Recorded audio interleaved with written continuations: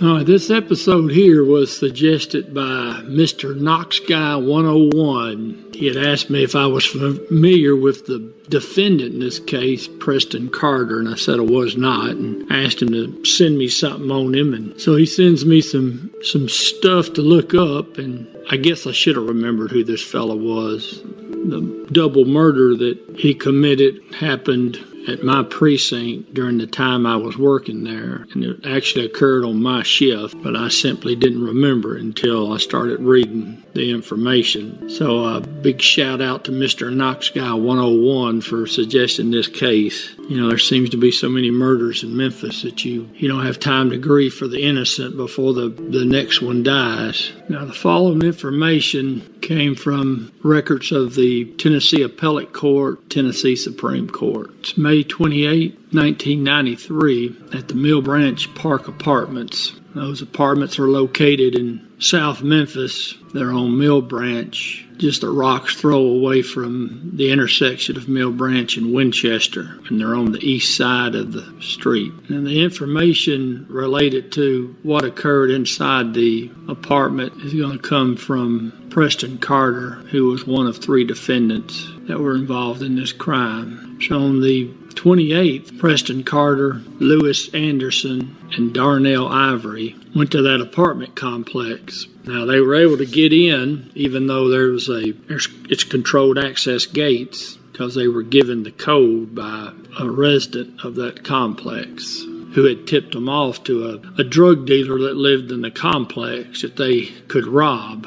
So somewhere a little after midnight, Carter, Anderson, and Ivory punch in the gate code, pull in through the front entrance, hang that first right, and then it's the first building on the right. Now, they're armed with a double-barrel, 12-gauge Ithaca shotgun. The barrel and the stock have been sawed off. They made a slight miscalculation, though. They were shown this alleged dope dealer's apartment in the daytime. Well, now they've come back at night, and they've gotten confused as to which apartment it is. Now, what they've been told is if when they knock on the door, a female will come to the door and ask them what they want, what kind of narcotics. So they know what the MO is. They know what this dope dealer's apartment, what's supposed to happen. So they knock on the door, and there's a voice from the inside that calls out to them. Wants to know what do they want. And the guy won't open the door, and he says, "I don't have anything. What are you talking about?" Lewis says, "Your brother Corey sent me over here to get something." Well, that didn't work either, because the guy on the other side of the door ain't opening the door. So right then and there, the 3 of them know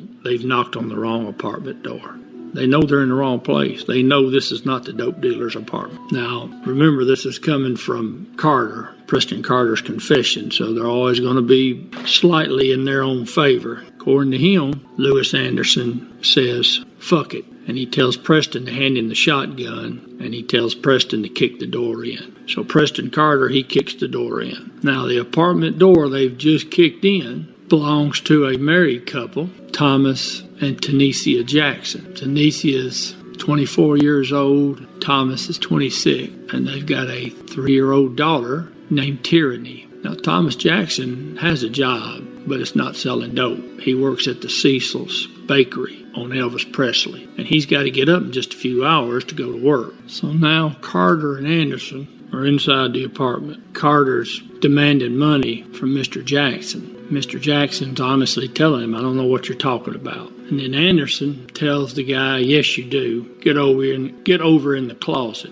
Now, before Mr. Jackson gets in the closet, he tells Anderson that his wife's in the bathroom. And Anderson tells Mr. Jackson to tell his wife to come on out. So Carter is searching the living room and the kitchen area. He's looking for money or drugs, and he couldn't find anything because he's got the wrong apartment, and they know they do. So Carter heads back towards the master bedroom. That's where Miss Jackson is. That's where Anderson has went. So when he gets back to the master bedroom, Anderson is raping Miss Jackson. So when Carter walks in there and Anderson's raping Miss Jackson, he picks the shotgun up because Anderson still had it. So he picks the shotgun up that's laying on the bed and he walks back out and he continues to search the apartment. Now, his version of the events is that when he came back out of the bedroom, that Mr. Jackson attacked him and that he has to shoot him in self-defense. Now, by this time, Miss Jackson's in the bathroom. They moved her to the bathroom. Then Anderson starts asking her where's the money. And by now, obviously, she's hysterical because she's heard a gunshot, she's been raped, and she's got these two men in her apartment.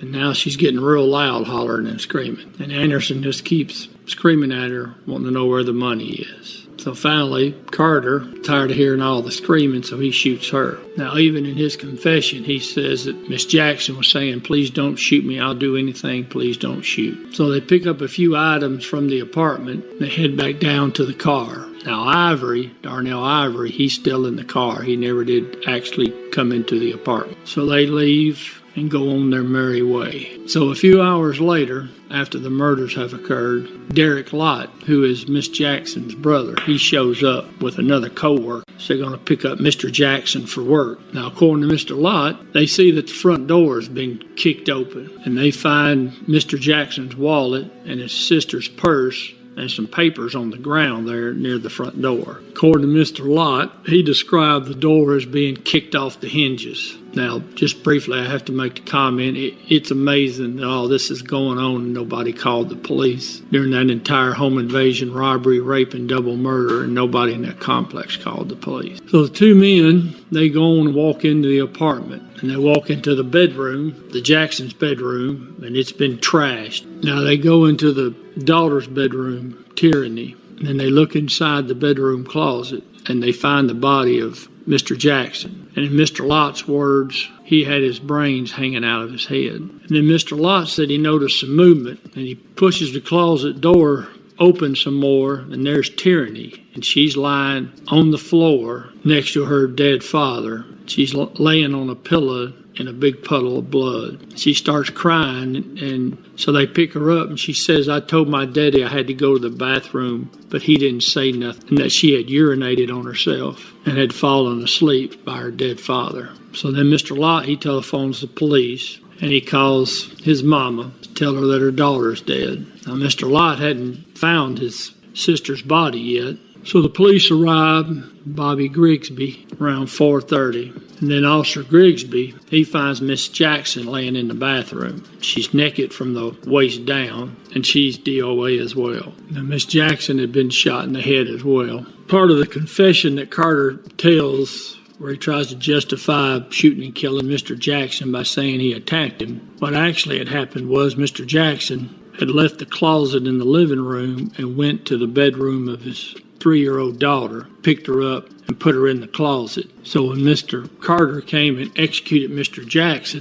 Jackson is sitting with his back up against the wall of the closet. Now, this crime was so horrible that it's not more than a few hours after the bodies have been discovered that someone does a Crime Stoppers tip, names Carter as the trigger man. So Carter is arrested, tried, and found guilty, multiple felonies. I know, by the way, he was on probation from a violent felony when he committed this crime. Now, Carter did later, in another statement, admit to officers that Mr. Jackson didn't attack him, that Mr. Jackson actually ran back to the child's bedroom and got the child and went in the closet. He did admit that's when and where he shot him, which is really big of him, since the body was found in the closet in a sitting position, so that's probably a little late. Now, O.C. Smith was the medical examiner at the time. He did the autopsies on Mr. and Miss Jackson. Dr. Smith said that Mr. Jackson died as a result of a shotgun wound to the head. That wound was at a contact range with the muzzle of the weapon up against the skin at the time it was discharged. So he stuck that shotgun right up to Mr. Jackson's head. The shotgun wound was above the right eye, just inside the hairline. And Dr. Smith said that Mr. Jackson would have died instantaneously.